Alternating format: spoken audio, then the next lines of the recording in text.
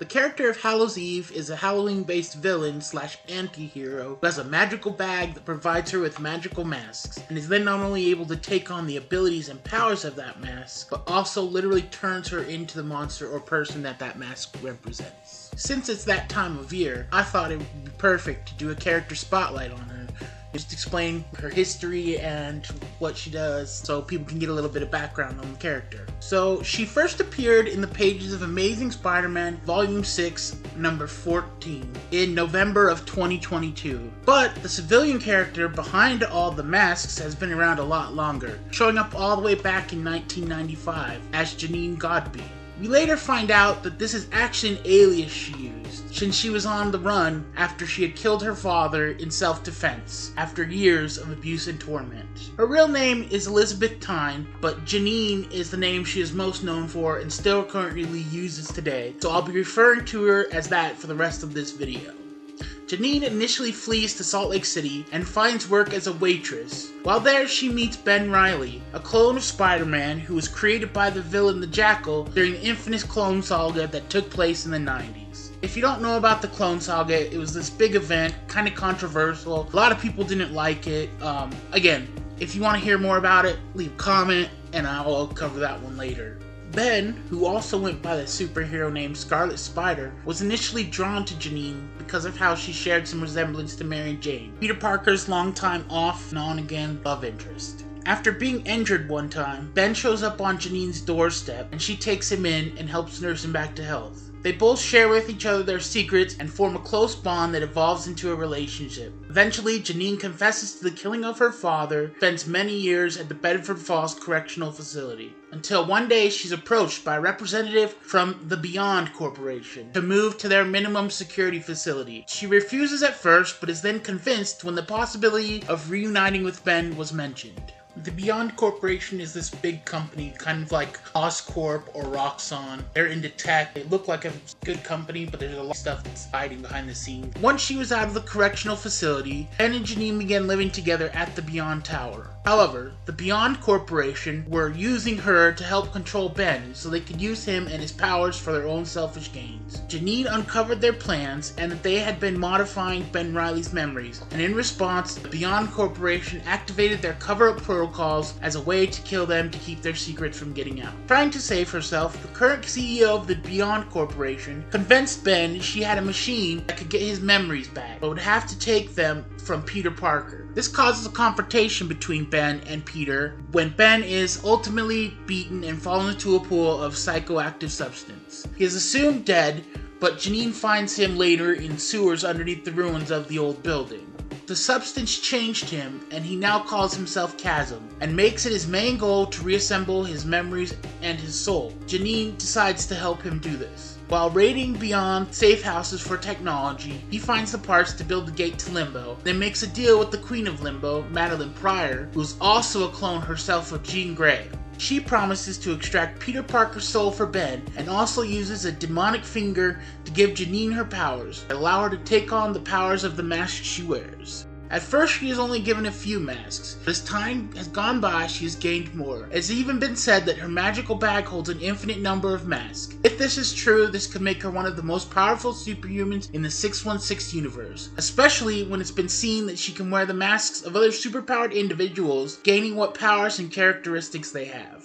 The major masks that have been used and what powers they give to her are as follows. There's the Frankenstein mask, which increases her size slightly and her strength exponentially. The Witch mask, which grants her the ability to curse people and gives her magical spells. The Vampire masks, which give her all the abilities of vampires, including the bat wings to fly, but this also makes her thirsty for blood, so she doesn't like wearing this one. These are the three initial masks that we see she has. Eventually, she gains more. She gains an insect mask, which gives her kind of Spider-Man-like abilities, but also a pair of wings, so it turns her like into this fly, like the fly. She gains a werewolf mask, which transfer into a werewolf who has feral strength and has the physical characteristics of a werewolf. Also, if they bite somebody, they will become a werewolf, so it's not just the power, she becomes a literal werewolf. She has the model mask, which is pretty cool. It gives her the looks of a Hollywood icon. And when she used it, she turned into basically Marilyn Monroe. She used this to hide her identity when she was on the run from the Beyond Corporation. She has a ghost mask, which gives her an intangibility and invisibility, so she can do kind of what Kitty Pryde does. Well, she can, but she can also turn invisible. She has a black cat mask, which gives her the speed and agility of a cat.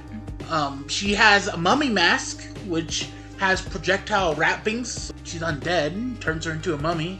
That one's one of my favorites. I think it's pretty interesting. She has the slasher mask, which she uses to interrogate this guy in one of these comics. And that one is cool because it turns her basically into this big hulking slasher. I mean, they call it slasher, but I mean, she turns her into Jason, which is just great. I think that's awesome.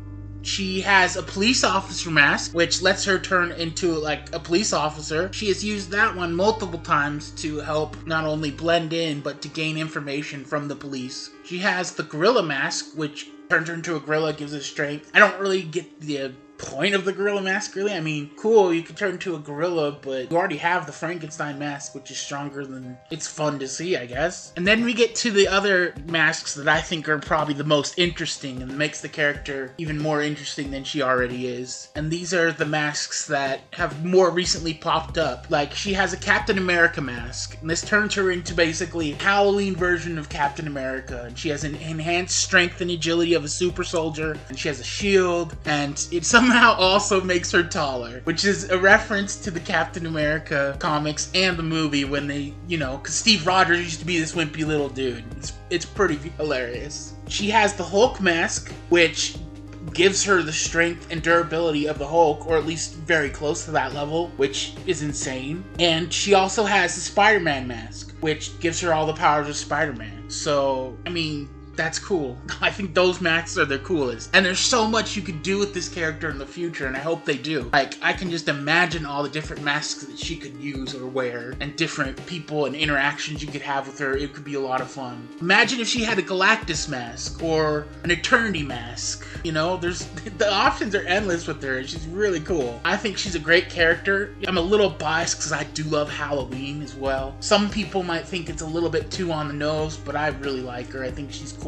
I like the fact that she has a history that goes back quite a ways if you go through those comics. Like, Janine has been around. It's not just some character that just popped up out of nowhere, and I think that's really cool. I think I like the direction they're going with her. She's kind of an anti-hero at this point. She's been seen fighting vampires in the last Blood Hunt event, which was really cool. She used the vampire mask a lot in that, basically trick all the other vampires into thinking that she was one of them so she wouldn't get attacked. But yeah, she's a cool character. She's got a lot of possibilities, and there's lots of stuff in the future that I hope I see from her. Hopefully, this gives you a little bit of background on the character if you didn't know anything about her.